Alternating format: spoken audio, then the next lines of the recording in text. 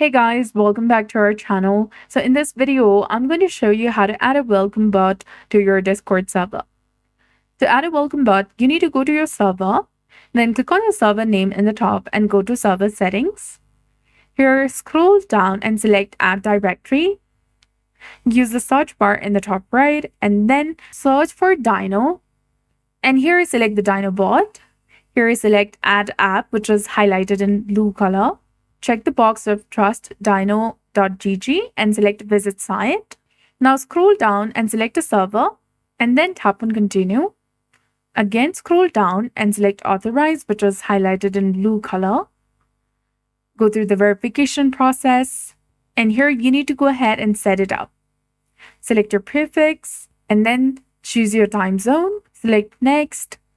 Choose your updates channel and then select next again.